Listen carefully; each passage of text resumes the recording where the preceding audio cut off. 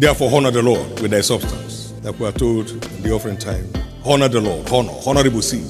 Please note, because we are in the days of skill and strength and capacity and certifications, what makes rich in the kingdom is the blessing of the Lord. Not skill, not strength. What makes rich is the blessings of the Lord, which is attracted by obedience of man. God's blessings always trace man's obedience, not man's explanation. And the blessings of the Lord makes rich and adds no sorrow. Secure. There are many sorrowful or call it depressed money bags around the world. But his blessings makes rich and it has no sorrow. I decree everyone's access to the realm of sorrow-free riches. Nature teaches a lot of lessons. There is this story of an elephant that I have always shared that consumes 140 pounds of straw per day and then discharges 100 pounds of straw. As God has blessed everyone, even so let him give. To stay healthy financially, you keep giving as his blessing grows in your life, so you don't choke to death. We all know that hunger is easier to bear than indigestion. Man can survive without food or water for 40 days, or man can hardly survive a week with indigestion. They have to pump it out. Kiss fast. You know the story of the rich fool. What will I do? I've stored it. I won't let go. So he passed. Luke 12, 16 to 22. Only giant givers emerge as financial giants in the kingdom. As you give to your level, he changes it. You give to your next level, he changes it. To your next level, he changes it. Summary, only givers qualify to prosper in the kingdom. Only givers. No prayer warriors. Only givers. No preachers. Only givers. Not funders. Only givers. Only givers. Not workers. Not teachers. Not preachers. Only givers. So many ministries think they should give them. You don't prosper by what they give you. You prosper by what you give. It's more blessed to give than to receive. These are salient points that are meant for members of this spiritual family who can take it. Let's check out on fundamental terms of the covenant of abundance that anchors on seed time and harvest. 1. Tithing is key to a word of supernatural blessings. Tithing is key to a word of supernatural blessings. Tithing is key to a word of supernatural blessings. Abraham was a tither. We are all the seed of Abraham, and we are called to do the works of Abraham. Abraham tithed, Genesis 14, 19 and 20. We are the seed of Abraham, Galatians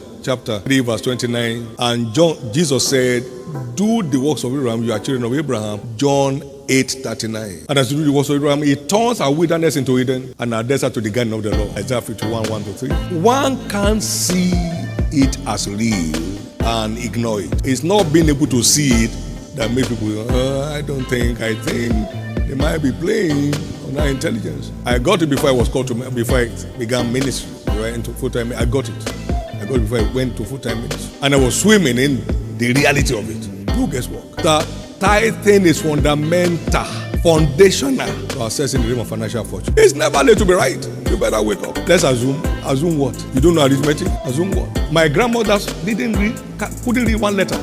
She was a die-hard tither. You come back from market and drop the tenth of her profit in a particular container. I was an accountant. And I asked her one day, what is this that you come to church every Sunday morning? Because early Sunday morning you do communion for all old people and preparing them for heaven.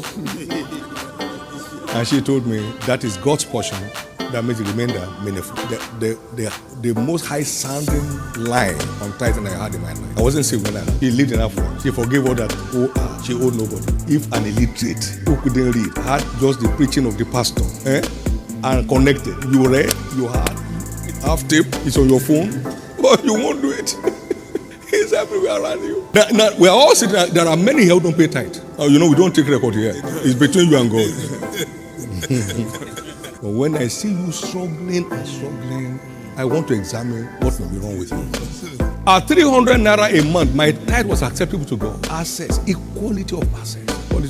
Will I ever give 300 naira in a service to Jesus? Never. I've left that stage longest. 300 naira could slap me. Experience of my life. That was my monthly pay in this ministry as president.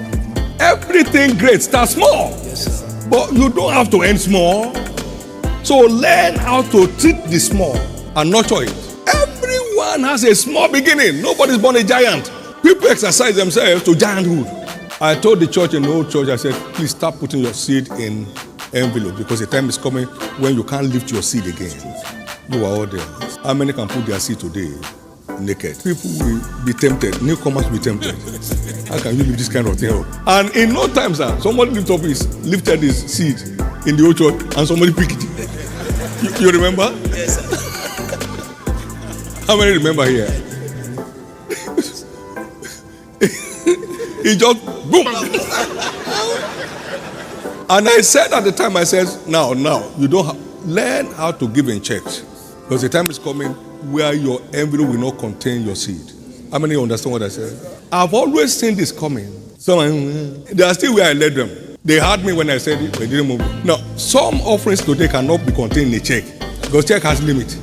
The good news is, by the encounter of today, your era of financial struggle is finally over.